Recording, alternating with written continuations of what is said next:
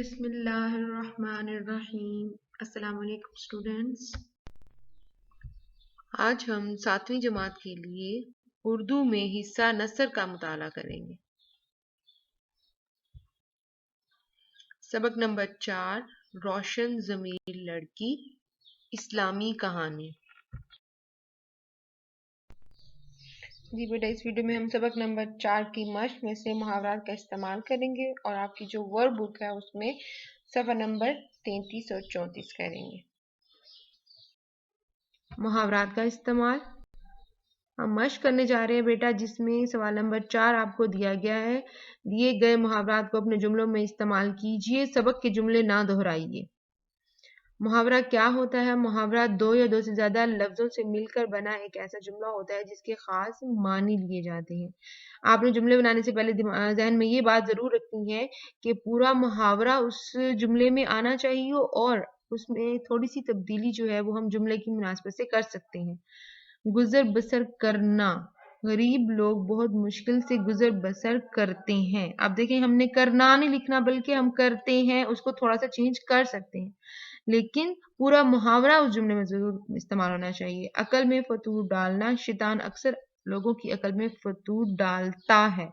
یہاں ڈالنا نہیں آئے گا، ڈالتا ہے آئے گا۔ چہرہ خوشی سے چمک اٹھنا، امتحان میں اول آنے کی خوشی میں علی کا چہرہ خوشی سے چمک اٹھا۔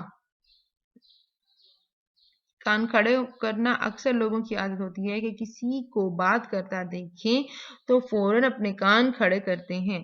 چہرہ چونے کی طرح سفید ہونا، جب اسلم کی چوری پکڑی گئی تو اس کا چہرہ چونے کی طرح سفید پڑ گیا۔ جی، تفہیم عبارت کرنے جا رہے ہیں ہم۔ تفہیم عبارت آپ جانتے ہیں کہ آپ کی بک میں دی گئی ہیں، جس میں آپ کے یہ اوپر پیراگراف دیا جاتا ہے، اس کو آپ اچھے سے ریڈ کرتے ہیں اور اس کے بعد اس کے اندر سے جو سوالات آپ سے پوچھے جاتے ہیں آپ اس کا آنسر کرتے ہیں۔ جلسہ گاہ میں تل دھرنے کی جگہ، یہ آپ کا ٹاپک ہے، عنوان ہے۔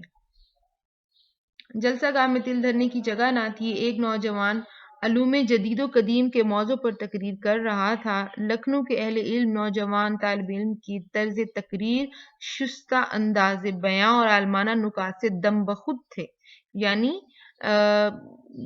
اس کا جو تقریر کرنے کا انداز تھا وہ بہت ہی خوبصورت تھا، بہت ہی اچھا تھا، اور جو اس کے اندر اس نے باتیں نکات بیان کیے تھے وہ عالمانہ تھے، یعنی کہ وہ ورلڈ وائڈ تھے، وہ پوری دنیا میں سیم تھے۔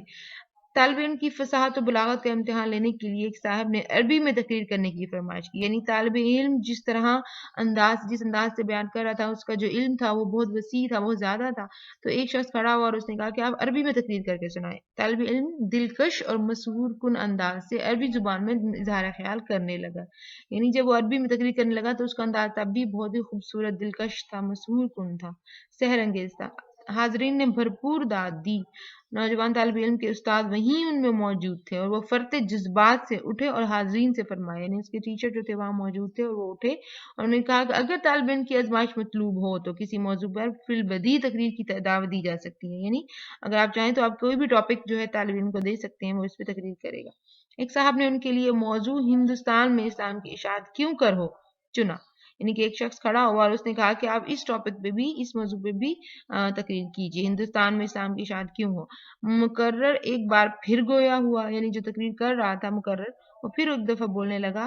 حاضرین ششدر رہ گئے، یعنی حیران رہ گئے، اور وہی انداز بیاں، وہی لب و لہجہ اور وہی انداز نظر، یعنی اب بھی اس نے جب تقریر کی وہی اسی انداز سیم وہی تھا، اس کا لب و لہجہ، اس کے بات کرنے کا طریقہ، اس کی ادائیگی اور اس کا انداز سب کچھ سیم ہی تھا۔ تو سوال بیٹا آپ کو دے دیے گئے یہاں پر۔ سوال نمبر 1 ہے، جلسہ گاہ میں کتنے لوگ تھے؟ جلسہ گاہ میں بہت بھیڑ تھی، بہت ہجوم تھا۔ جلسہ گاہ میں تل دھرنے کی جگہ بھی نہ تھی۔ اور نوجوان کی تقریر کا موضوع کیا تھا؟ نوجوان کی تقریر کا موضوع تھا علوم جدید و قدیم۔ نوجوان کا انداز بیاں کیسا تھا؟ نوجوان کا انداز بیاں تھا شستہ انداز بیاں تھا، ٹھیک ہے، یعنی کہ بڑا ہی اچھا، پرومیننٹ جس کو ہم کہہ سکتے ہیں، شستہ، واضح۔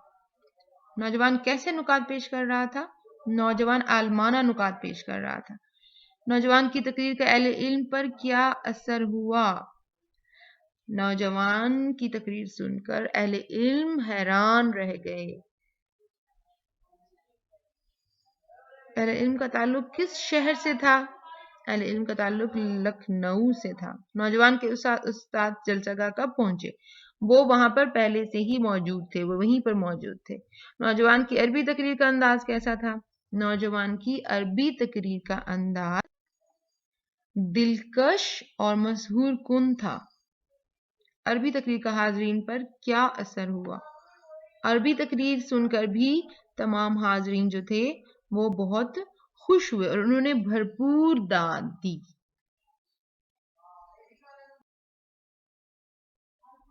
جی بیٹا، آپ نے سارا کام جو آپ کو کروایا گیا ہے وہ آپ نے اچھے سے یاد کرنا ہے، اس کو لکھنا ہے. ڈیمانڈ جیسے اگر نوٹ بک کا ہے تو نوٹ بک پہ لکھیں، اور اگر ورک بک کا ہے تو ورک بک پہ لکھیں، اور اگر بک ورک ہے تو آپ بک ورک کر لیجیے.